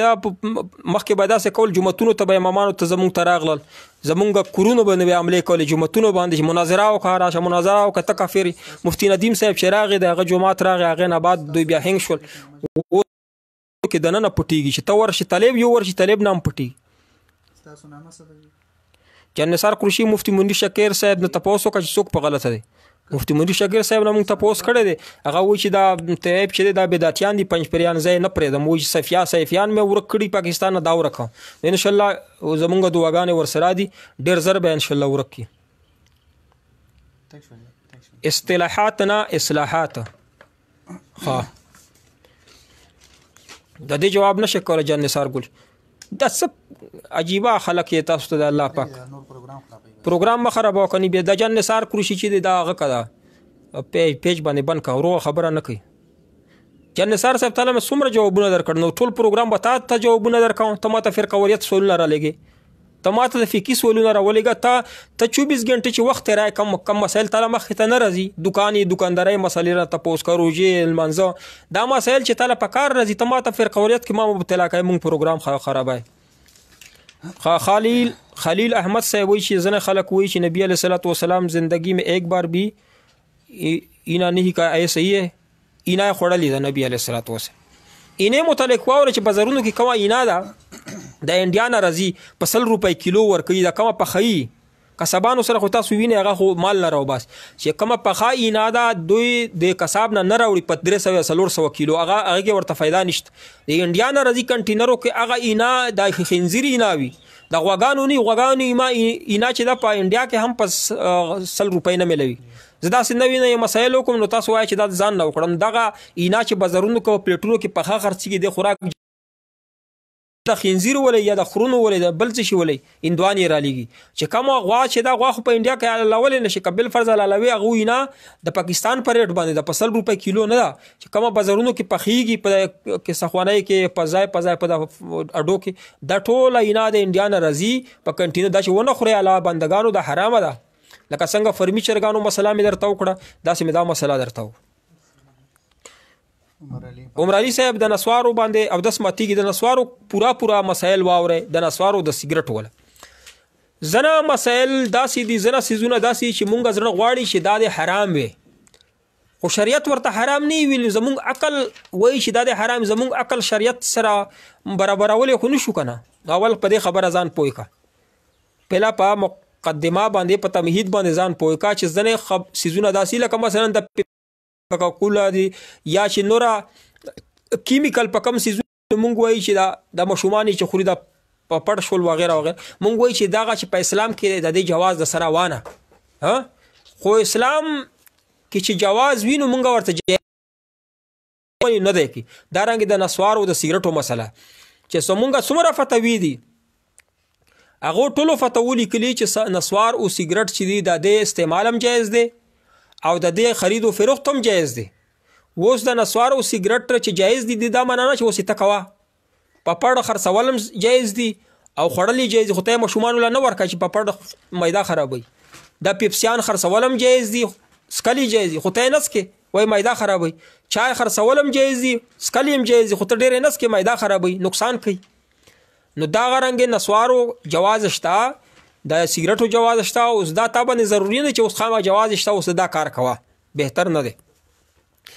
زمونږ ټولو فتاوی لیکلي. غیر مقلدین دې متعلق څه دلایل وایي، نو هغه دلایل به ته ذکر کړه چې دوی دلایل ته وکسه په عربی یو مقوله ده چې قول کا کبول کا، دوی قول ته وګوره. وایي چې د نسوار کل مسکر حرام، حدیث کې راغلی چې هر نشاور سیز چې د حرام دی. نو نسوار او سیګرټ دا نشه ده او نشې تعریف فقه دا کړی چې نشه هغه ده چې هغې په استعمال په کولو سره ستا خوش و خواص کې نه دماغ دې بیکار نه کوي، بل څه وای په کولو سره. او نسوار یا سیګرټو کې دومره نشه نشته چې هغه کولو کې سره پکې نشه نشته چې تا دماغ کار نه وکړي، بلکې چې استعمال یې نه وکړي بیا د دماغ کار نه کوي. لکه چای چې زمیندار نه وڅکي، زمیندار د چای ور نه کوي نو بیا دماغ یې کار نه کوي، غوسه یې چای وڅکي نو بیا کار روان کی. نو د دا معنا چې دا اوس نشه شوه. نشې تعریف په دې باندې صادق نه راځي په نسوارو په سیګرټو باندې. او که راځي نو چا خو پر کم فقهاو ټولو لیکلي چې د باندې دا په نشه کې نه راځي. خو ابو احسان د غیر مقلد وایي چې راشه چې نشه یې نه منې په بله خبره کې به دې راونیسم. وایي چې کله چې نو تقاضې ته نشه تقاضا نه درځي، نو چې کله دوی نه واچوي نو قبض دی وي سو پر دوی نه اچولې نو تقاضا نه درځي. نو دا معنا چې دا اوس نشه شوه. داسې عجیبه چې نه مقلد یې او نه مجتهد یې. د غیر مقلدین چې دي غټ جاهلان دي. قرآن کې الله فرمایي لو كنا نسمع او نعقل، چې افسوس دغه به وایي چې افسوس چې یا مونږه اورېدله چې خپله نه پوهېږي خو اورې به، او نعقل یا پوهېدله یعنې مجتهدین وي، یا افسوس چې مونږه مقلد وي یا مجتهدین وي. نو دغه خلک نه مجتهدین دي او نه مقلدین دي چې کم اجتهاد. نو لہذا نسوار او سیګرټ چې دي زمونږ فتوو ټولو لیکلي چې دا د جواز شته، خرڅول او خرید او استعمال یې او جواز دا معنا نه چې اوس ته خامخا کوه. ما درته نور چای استعمال او خو د پیپسي استعمال چې استعمال جایز دی، روا دی، خو خلک ته ځان ساتي، مضر شی دی، خلک ته ځان ساتي. د دې جواب وشو. جی سید نور بادشاہ صاحب جواب مو شو ابین نه پس څومره نفل کول زړه غواړي کول شي. ازلان خان صاحب مفتی صاحب خپل نمبر راته مونږ خپل دا نمبر درته وای لایف او زما خپل پر پیج باندې زما موبایل نمبر دی که څوک راځي. مفتی صاحب د شیخ حمد الله جان ډګای صاحب په کتاب بصائر کې دي چې استعداد جایز دي. آیا د هغه کې دي څنګه استمداد من الاموات استشفاء مې درته وای. استشفاء چې مړی ته ورغلی نبی علیه الصلاۃ والسلام ته ورغی چې یا رسول الله صلی الله علیه وسلم قبر ته ورغی، قبر ته چې ودرېږي هلته خو اوري که نه، نو ورته ووایي چې یا رسول الله ما ته دعا وکړه، ما ته استشفاء دې ته ویلی شي، ما ته الله پاک نه وغواړه، سفارش مې وکړه چې زما مشکلات حل کړي. دا استمداد من الاموات دې ته ویلی شي. او داسې استمداد من الاموات نه که ستا مراد دا وي چې ته مړي ته ووایي چې یا رسول الله زما امداد وکړه، نو دا خو مونږ په زندګۍ کې صحابه کرامو نبي علیه السلام ته نه وي چې ژوندی و نبي علیه السلام په یعنی دنیا په ژوند باندې ژوندی و، صحابه کرام به الله نه غوښتل. البته نبي علیه السلام ته استشفاء ورته ویل شي، دا استمداد جایز ګڼي. نو قطعا شیخ حمد الله جان ډګی صاحب قطعا داسې نه دی ویلي چې ته دا بریلیانو په شان یا رسول الله امداد غواړه یا پیر راورسه، دغه شرک دی. اکرام دین صاحب جزاکم الله، افتخار الحسن صاحب څه فرق دی؟ دیوبندی او حنفی کې څه فرق دی؟ دیوبندی حنفی کې هیڅ فرق نه دی. چې کم دیوبندی دی دا اوریجنل صحیح حنفیان دی اهل سنت والجماعت. چې څوک دیوبندی نه دی نو دوی په حنفیت کې یا اهل سنت والجماعت کې بدعات دین ترانه نه کړي. نو دیوبند ولې د دې صفائی کړي، دا ډاکټران دي د اهل سنت والجماعت د حنفی مسلک کې صفا کړي، د خلکو ته پیش کړي، دا دیوبند ته ویل شي. او ماته دا مفتی فدا شورتی صاحب جواب را کړی په ویډیو کې چې تا ویلی دي چې دیوبند تعریف دا دی چې څوک تبلیغ کوي څوک تصوف کوي ما ته کله داسې ویل څه دروغ وایي د الله بندگان پر رڼا ورځ باندې دروغ وایي تاسو په جوماتونو کې مقتدیانو ته دروغ وایي ما داسې ویل چې علماء دیوبند په 3 شعبو کې د عوامو دپاره کار کوي نور خو عالمانو د په طالبانو ته مدرسو کې درس او تدریس کوي قرآن خوري حدیث خوري خو عوامو د لپاره دعوت تبلیغ کار کوي چې کوم عوام د دعوت تبلیغ نه پاتې شي نو تصوف په لار باندې الله طرف ته رابولي چې څوک د دینه پاتې شي نو بیا په سیاست په لار باندې جوړ الله سره راولي چې سیاست کې هم د الله قرآن نفاذ لپاره کار وکړه د 3 شعبې عوامو د لپاره دي علماء دیوبند پکې کار کوي څوک چې د مخالفت کوي د دیوبند سره تعلق لري ما دا ویلي او تاسو وایئ چې د دیوبند تعریف درته اوس کوم دیوبندي هغه دی هغه مسلک د اهل سنت والجماعت د احناف کوم صحیح مسلک ته هغه دنیا ته پیش کړی دی هغه نه د خرندونه او د غندونه او د بدعتونه اخوا کړی دي صحیح مسلک دنیا ته خو نو چې المهند علی المفند کې کم عقاید دي د علماء دیوبند دي چې څوک دغه عقاید نه مني د دیوبندي نه دی بلکې دا دروغجن دی دیوبندي دا سیفیان شول د پنځپیریان شول د په ځان باندې دیوبندي لیبل لګولې دي کدوې دا لیبل ځان نه اخوا کې نو څوک په جوماتونو کې نه پریدي خو مونږ خلکو ته ووایو چې خلکو عوامو چې دا دیوبندیان نه دي دا بدعتیان دي د جوماتونو کې مه پرېږدي په مسجد اقصی کې نبی علیه الصلاۃ والسلام بیا سره ملاقات او مونځ په کوم جسد سره کړی نبی علیه الصلاۃ والسلام خو سبو هغه ټایم وفات شوی نبی علیه السلام په خپل جسد باندې هلته کې امامت کړی کنه ملاقات یې کړی انبیا کرام چې رغلي هغه په جسد مثلي سره نه ورغلي په خپل جسدونو جسم سره چې کم دنیا ولا جسمونو په هغې سره رغلي ته چېرته یو بل ثبوت خو جسم مثلي ده پر ثبوت شته که ځان نه بس او ته باته وایي ته څنګه تاسو خلک یې جسم مثلي دا ځان نه چا جوړ کړی دا چې چا ایجاد کړی دا بدعتي دی په دین کې نه ایجاد کړی چې دا جسم مثلي دلیل نشته د جسم مثلي د دې جواب راکړه جسم مثلي په آخرت کې څه کوي چې کله تاسو آخرت کې وایي چې بیا به دغه ژوندي شي دغه جسم دنیا وال نو جسم مثلي سره بیا څه کوئ بیا جنازه کوي کوي ته بل جنازه خو یو کس په دوه ځلې یو به جسم مثلي سره ګرځي په آخرت کې او یو به جسم اصلي سره دنیوي سره ګرځي مزه به دا جسم کوي او بیا بازار او مزه او تاسو غضب نه خلق غضب قبر نه انکار کوي در پسې پرده ځکه دا مطلب چې زموږ چې ماته څوک وایي چې دا جسم چې دا به خاوري شي او یو بل جسم به جوړ شي چې هغه ته غضب ملويږي نو ګناه کوه کنه جسم ته ماته غضب نه وي بل جسم ته څوک غضب ورکوي دی الله بندگانو سلام ورحمۃ اللہ عبدالخالق بلوچ صاحب جس عورت نے نبی کریم صلی اللہ علیہ وسلم کے راستے کانٹا بچھایا تھا اس کا کیا نام ہے نبی علیہ الصلوۃ والسلام ته ابو لهب خزي چې هغه بغنه دا کانټه غرزولې نو قران کې ذکر چې عمره دو حمله فی جیده حبل من مسد نو هغه غنه او کانټه په مټ باندې وي خشاک چې الله پاک مردار کړه ان شاء الله تاسو ته جواب ملو شي اغرقوا ادخلوا نارا ابو ساجد ورغزي صاحب سوي دا صحیح لیکلی اغرقوا ادخلوا نارا څه مطلب دی دا خو د فرعون په باره کې راغلی دی چې غرق شول او جهنم ته داخل شول نو په عالم برزخ کې قبر کې هم چې جهنم یو ایساده هغه کافرانو ته ملويږي کنه د دا معنا نه چې بیا پورا غ جهنم په مرګ نه بعد سړی جهنم ته داخليږي نو بیا هغه اعمالو حساب څخه ترازو چې دا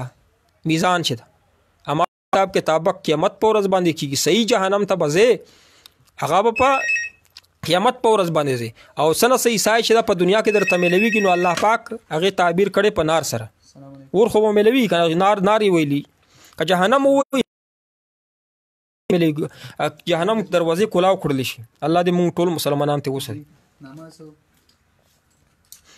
اسد الله صاحب جان نثار ته وی چې هیلا تاسو پنه څنګه دا جواب ورکا اموات غیر احیاء ابو ساجد ورغزي اموات غیر احیاء اموات غیر احیاء دا چې پیغمبرانو په باره کې آیات ته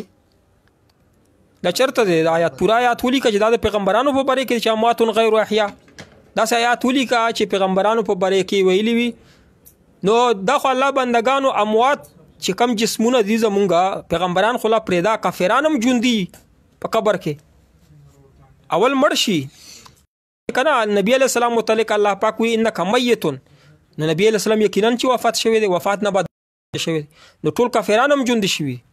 نامات غیر احیا د پیغمبرانو په باره کې راغلی دی. نو پوره آیات ووایه. چې نثار قریشي وایي چیلنج خو راشه که نه چیلنج دی او ته مونږ ټیم ضایع کوې، راځئ نه چېرته در کې مولا نشته، طیب شي د هغه ته قرآن پاک ور زده کړئ، بیا وروستو د ترجمه کول قرآن پاک ویل ضروري دي، هغې نه بعد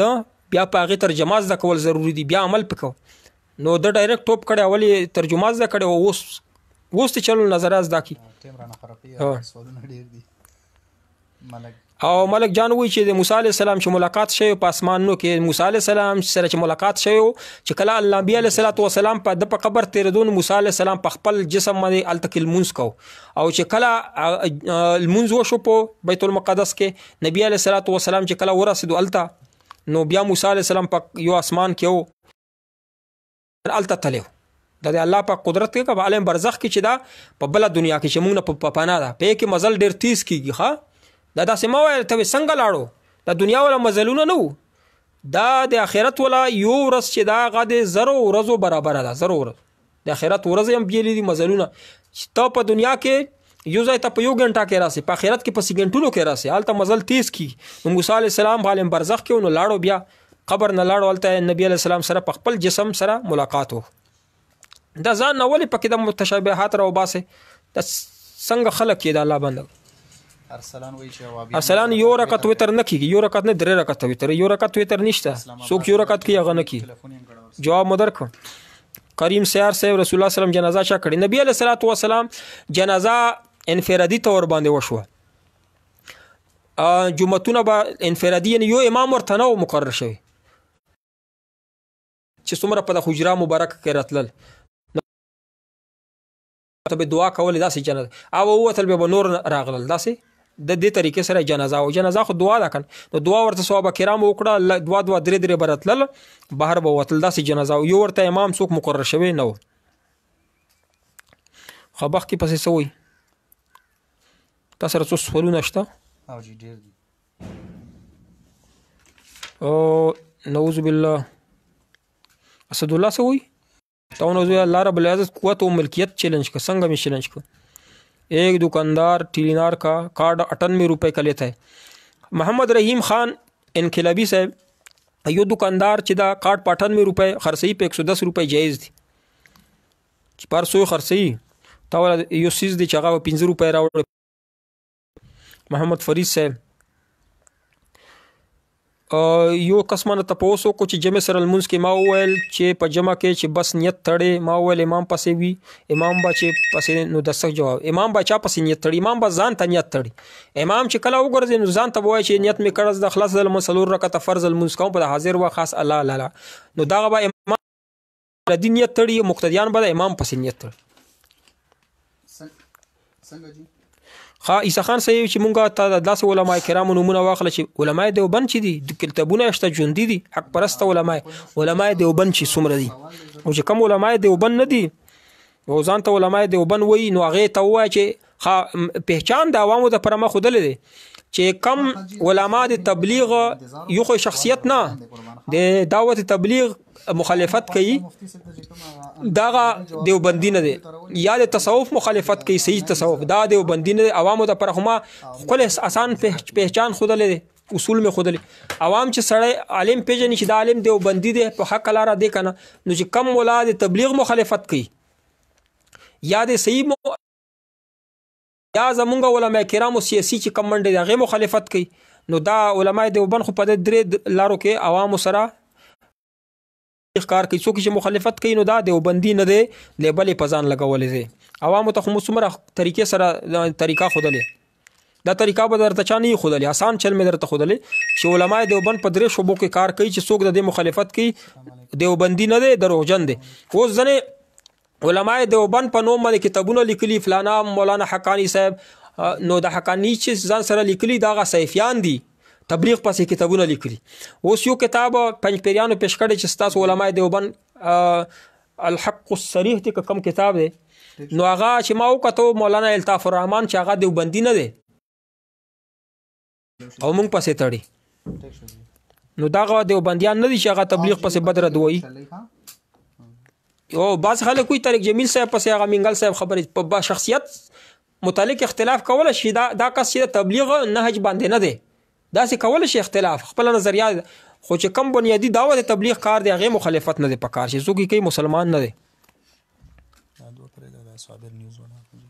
سی سو ما ته وایته طالبان چې ختم د لاړ شو پیسې ورکی او قاری طالبان چې ختم لاړ شو پیسې ورکی او قاری ته واخلي نو دا څنګه دی اخستل شي کنه جواب مې درکون چې طالبانو لا پکار دي چې سړی نه تاسو کې چې ختم تمونګه درزو ختم د صدا پاره کوي چې دا مړی دعا د پاره دا نو بیا د پیسې نه غوړي کور یې کړ خپل ملمنو ته خلک پیسې ورکي طالبان چا کړه لاړ شي اسیم پیسې ورکي نو وادي لی او کو خوراک پیو کې ودی کې خو غواړي دی نه دې کې بیا به اختلاف نه بچ او کوم مولات کری صاحب ته وی چې مونږه کار ختم وکا زما بیمار دي چې الله روح کی شفا ده پر یا زما په کور کې الله برکتونه واشي خوشالۍ ولا ختم نو بیا دې ته وغوړي پیسې زر کم از کم دی یو طالب دې ته وغوړي یو جوړه زر روپۍ او خوراک ته وغوړي بیا غوښ چې څومره غواړي نبی علیه صحابه کرام په یو الحمدلله باندې سل ګډان اخیسته چې څومره غواړي یو سړی خپل خزې ته وایي چې یو ګولې مې درته راوړه نو په ما درې طلاقه یو سړی یو خزې ته وایي که یوه ګولۍ مې درته راوړه په ما په درې طلاقو طلاق او کله یې ورته ګولۍ راوړه نو دنیا شوه مغلظ طلاق دی بیا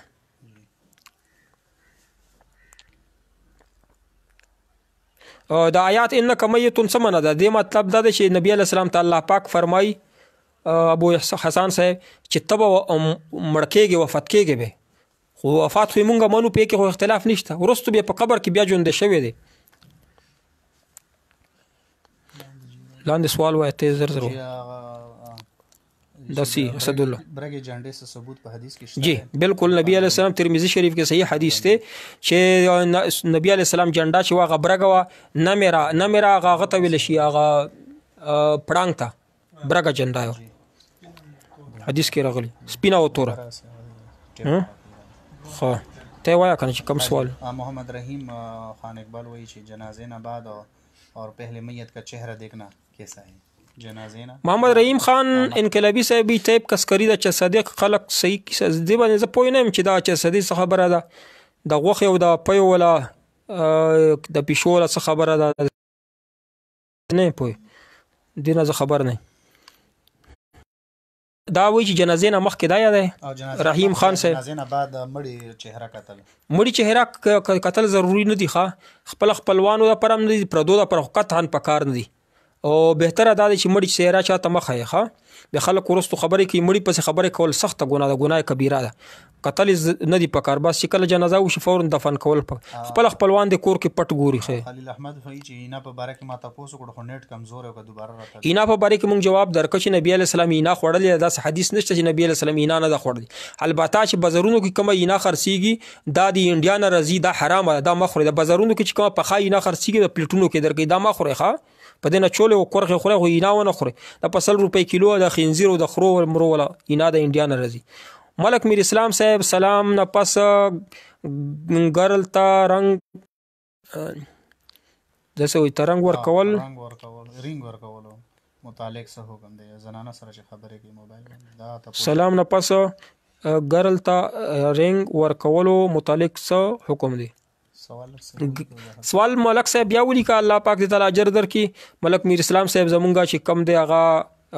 اوریدونکو د مستقله زمونږ سره پروګرام نشر کولو کې ډېر کوي هیلپ کوي الله د دنیا آخرت ښایسته کړي سوال صحیح ولیکه زه نه د انګریزي لیکلی او زه نه د اردو لیکلی سوال وایه پراپرټي کمیشن محمد ثاقب صاحب وایي چې پراپرټي کمیشن باره کې لږ تفصیل راوړ پراپرټي کمیشن دا دی چې یو سړی دی چاله وایي زه تاله پلاټ اخلم او بل ته وایي تاله خرڅوم دومره پیسې به راکړې نو تعین یې وکړې نو ټیک دی فیصد کې تعین کولی شي چې تا څومره ماشاءالله که پلاټ خرڅ کړه نو مالا به پکې 1% راکړې دا جایز دی او دا پکې ناجایز دی چې پلاټ دې په 100 لکه خرڅوم زیاتي زما دا پکې تعین نه شو دا وایي کم سوال دی ملک میر اسلام صاحب څه وایي مدرسه او جماعت کې غیر قانوني ګیس باندې کار کول غیر قانوني چي نو غیر قانوني ګیس او بجلی په کور کې استعمال روانه دي په مدرسو کې بالکل نه پکار د طالبان چې دا غا برکتونه انوارات الله پاک تل وریږي د اسمانونو نه چې ته غیر قانوني بجلی او یا ګیس استعمالای نو دا طالبان دغه نه محروم کی طالبانو ته نیک خلق کو ته پکار دي چې دنه د اجتناب کوي. فرض المنځ نه پس په جمعه دعا کول سفیر الله خان سه په جمعه دعا کول د فرض نه پس یا د سنتو نه پس دا ثواب شته، مستحب امر دی. په نه کولو کې ګناه نشته. څوک چې په زور ورکوي لازمي ګڼي نو بدعتي دی. محمد داوود صاحب وهابیانو پس لمونځ کیږي نه، د دوی اودس نه کیږي، په وینا اودس نه ماتي، بغیر आवाज نه چې کله د هوا ووځي نو اودس نه ماتي، په جوربو مسح کوي نو ځکه پس لمونځ نه کوي. البته وهابینا ته تپوس کوه چې مولا صاحب تا کپړې په معنی خو بل مازی نه دي، دوی معنی ته پاک وای کوي چې نه کپړې صفا دي. بیا ورته وای چې په جوربو د مسح نه ده کړی، وای چې نه مې ده کړ. بیا ورته وای چې आवाज نه بغیر در نه هوا خو نه ده خارج شوی، چې وای نه ده خارج. بیا تپوس ته وکړه چې وینا خو نه ده وتی، کوي چې نه وینا دغه سيزونه تپوسونه ته کوه، بیا ورستو ورپسې لمونځ کوه. چې دې جواب نه درکې بیا لمونځ ورپسې مکوه. محمد داوود صاحب تعالی جواب ملا. الصدقه ترد البلاء الفاظ کے ساتھ حدیث شته،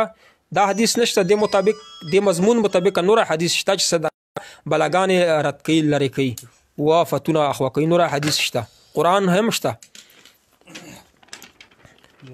ابو ذر صاحب چې د مرغی فرمی مرغ حرمت دلایل خو دلایل په د ویډیو کې وګوره، زمونږ پیج کې ما یو ویډیو شیر کړی دا، نو هغه کې چې دلایل غوښتي دي چې د نور علماء کرام فتوی هغه ما په کومنټس کې شیر کړی دي، ما مولانا الله ستویل او کومنټس کې شیر کړی فتوی وګوره. ملک میر اسلام بیا سوال باندې راولې چې ګیره ته رنگ ولا جواز نشته، تور رنگ بالکل تور رنگ جواز نشته، نه خزه ته جواز نه سړی ته چې تور نیوی لګ بدل وي براون وي سورواله پکې نو لک شانت رنگ بدل کې نو بیا خزه ته جواز شته، سړی ته جواز. هغه ګیس مبارک دی وای چې دا سرکاري ځای ته راغله خو میټر وغیرہ نه لګیدل، میټر چې سپر نه لګیدل، حکومت کا اجازه توي چې تاسو بغیر میټر نه استعمال کول شي به جایز، حکومت اجازه پکې نه نو حرام دی. صابر نیوز ما کوم بدعت مسله کړی وي، تاسو بدعتیانو ولا مسله کې هغه مسله وکړه چې هغه مونږ ویلي چې را هیله اسقاط ته مجواز ویلي یا مو سلوخته مې درې مې کم ځای کې مونږ د بدعت ولا مسله وکړه. 1000 روپے تجبریک خان صاحب سوي په برس یو شای چې په 1000 روپے والے په 1200 خرڅای، په 10000 روپے والے په 12000 خرڅوي جایز دي. ښه څومره ګټه پکې کای تا کسو کې اخلي وادي لی تا ته جایز دي. عمر علي وایي چې د سیاست معنا څه د اکثر خلک د دې غلطه منګانې کوي. سیاست غته ویل شي د ته مصلحت ته حکمت سره او اصطلاح کې د ته ویل شي یو شی دی چې ته په داسې طریقې باندې تقسیم کې یو شی ته ملا تقسیم کې چې ټول خلک رضا شي. نو سیاست چې د حدیث کې راغلي چې بنی اسرائیل انبیاء کرام شو هغه به سیاست کو، نو حکمت بصیرت ته سیاست ویل شي. نو سیاست د دین ایساده دین نه بهر نه دي. ځنه خلک وایي چې علماء کرام له پکار دي سیاست ته نه کوي، وي موږ له کرسي پرې دی تاسو له موږ یو یتیم خانه پرې خو چې کې 53 جنا کوي. علماء کرام وایي چې ځا بس تاسو د غیوت یتیم خانه خو پاتې ځا تاسو مدرسې غواړئ، د حکومت وی موږ ته مدرسې پرې دو. نو علماء کرام ورته یو یتیم خانه پرې خو دله، نو هغه باندې وزیرانو اټیکونه وکړ په یتیمو جنا کو باندې تاسو ته پته. نو چې کله تاسو سیاست علماء کرام پرې د دین شوبه چې دین شوبه پرې خو د علماء کرام ګناګریږي او تاسو له چې پریږي نو تاسو باغ یتیم خانه ته جوړه کړئ چې کومه لور کې دغه سوال جواب حمام کې منځ روا دی. محمد زین حمام کې المنځ روا دی نه، حمام کې المنځ مکروه دی چې پاک وي بیا نه پاک وي بیا بالکل کیږي نه، او پاک وي به مکروه. او دا تاول سوالونه زر زر وای. جزاک الله. مفتی صاحب یو ورور تاسو کړه محمد سہیل وی چې په حدیث کې راغلی دی کنه چې په سجده کې دعا قبليږي، نو هغه نه کومه سجده مراد ده؟ کوم سوال دی وای دا بس زر زر وایم. حدیث کې راغلی سجده کې دعا قبليږي، دا کې د نفلو کې کومه سجده ده په عربی الفاظو سره به دعا کوي، نفل المز کې فرض کې به نه کوي. خپل دعا یې پلار لپاره او پلار دی بیمار دی، الله پاک ته روغ او صحت ورکړي. مونږه ټول اوریدونکو ته درخواست کوو چې دله دعا وکړو یا الله پلار ته روغ صحت ورکړي، ټول بیمارانو ته الله شفا ورکړي. مدرار عثمان صاحب وایي چې پلټونه نشته او فایلونه خرڅيږي، دا سودا جایز نه ده. د بحریه ټاون ول غالبا دا کار شروع کړي چې لا پلټونه شته نه پز مکه باندې موجود نه دي، صرف او صرف فایلونه خرڅوي جایز نه دي. په دې کې یو بیع سلامه طریقه جوړیږي کپای ځان پوي کې او بیع سلامه باندې پلټونه اخستل شي هغه فایلونه او بیع سلامه چې دغه کې ډېر شرایط دی هغه باندې عوام پويږي نه، خدای سودا جایز نه چې صرف او صرف د پلټونه وینا او کاغذونه یو بل خرڅي. عبدالملک صاحب د بړې نه یو کس یو عدد دی یو ښځه شته یو بل ښځې سره ماشومې سره واده وکړو چې هغه د 8 میاشتو ماشومه ده دا ښځه یې لاړه د ماشومې له پی ورکړ نو ښځې که قصدن پی ورکړي یو سړی دی هغه یو ښځه شته ده چې هغه غټه ښځه ده بچي ته شوي نو بلې جینۍ سره واده وکړه جینۍ عمر څومره دی 8 میاشت دا ښځه یې ورغه جینۍ له ماشومې له پی ورکړ نو دا دواړه ښځې په دې سړي باندې حرامې شوې ځکه دا دواړه خپله کې خویندې وګرځي مور او لور سره وګرځي مور لور سره نکاح نه کړي نو دواړه یوه لور شوه یوه مور شوه نو دواړو چې کوم دی نکاح ختم شو حرامې شوې او د مهر مسله دا ده که قصدن یې کړي وي قصدنه نو دا ښځې غټې ښځې نه به مهر د جینۍ چې دا وړې جینۍ چې دا دې ته نیم مهر به ته ورکوې د نیم مهر به د غټې ښځې نه به ته ورې جرمانه راوالې ور به یې او که دې قصدن نه یې کړې د جینۍ مړېدله خوراک ورته ضرورت قصدن یې نه وکړي نو بیا به مهر ته ورکوې خو به هر حال دواړه در باندې دنیا شوې حرامې شوې او ورسره بلخي نه افغانستان بلخي افغانستان نه حکومت چې تاله درکړي او بنجار ځمکې ته آبادې کړې خرڅولی هم شي او مشومه جینۍ چې په نری لوپټه کې لمونځ کوي مشومې جینۍ په نری لوپټه کې لمونځ کېږي په دې وجه باندې چې د مشومې یا د جریې د وینځې چې د هغې سطر چې کم دی هغه سر پټول پکې نشته ده سړی په شان باندې دي نوره چې کله جینۍ غټه شي بیا په نری لوپټه کې نه کېږي وړې کېږي خو بهتر دا نه دي پکار چې غټه ورکړي مفتي عاصم صاحب جواب تعالی په اول کې وشه د سفر مسایل ټول بیان شول یو کس ګوټنو کې بیمار دی نو دی راشي ډایرکټ کینی نه کینی نه اول کولش اول رکعت په ولاړو کې نور دی بیا پناسته کوي گاڑی کاغذونه خلک خرڅي گاډي نه وي کاغذونه یو بل ته چبای موبایل سره خرڅي پیسې غسره برابرۍ یعنی پیسو نیتی وي دا جایز نه دي دا سود د پرهیلی دي قبضه به کوي د گاډي به بل چ خرڅي سو پر گاډي باندې قبضه نه شي کاغذونه گاډي باندې هغه پر بل چ باندې خرڅول روانه دي د کې سود راځي امام چې کله مالدار وي زکات نشي اخیستله ته وای چې را دوی تنخواه نه ورکي نو تنخواه طلب کی تنخواه نه ورکي زکات چې والی بل غریب دی والی خیلا دی وکي غریب دی بیا امام لور کی قبضه دی غریب وکي امام چې کله مالدار وي نو زکات اخیست دم جواب ورک اسامه خان وای چې خزه په خیس کې ذکر کول شي او ذکر کول شي قاعده کې تحیات نه وي قاعده کې چا تحیات نه وي خو کېناستو نو خیر تحیات نو فرض یا واجب ادا شه په اخر کې سیده سوا پینشته قاری عبدالمجید د بڑے نه وای چې کوم واده کې چې غانې بجانوي نو هغه واده ته علما کرام یا طلبه کرام نه دي پکارغه بنه ورزي چې هغه ته احساس وشي چې وګوره غانو په وجه سره زما رزق چې دی هغه نیک خلق نه خوري چې احساس ورته وشي او کني په غانو باندې هغه کم رزق چې حراميږي نه خو ته به دی وجه نه ورزي علما بنه ورزي محمد ریاض صاحب د بڑے نه وي چې مفتی نظرالدین شیرانی ستا سره پاسي کینی پاسي پنځ پیرې دی المنز پسې کیږي کنه مونږه د هر اشاعتی مخالف نه مفتی نظرالدین شیرانی صاحب یقینا زموږ ملګری دی مونږ سره راځي کینی او پسي یو بل پس المنز کو هغه نه د دعوت تبلیغ مخالفت کوي نه د سیاسي علماء دیوبند سیاسي جماعت مخالفت کوي بلکې پاغه کې رکن دي او نه د دعوت تبلیغ مخالفت کوي د تصوف مخالفت نه کوي ما سره سی مفتی مختار الدین صاحب کروبغا شریف هغه ته نیت کړي ما سره زی آیو نه یک سړی دی اسه نوم په پروت ته د پنځ پیریانو نور هغه کدا څوک پنځ پیری وي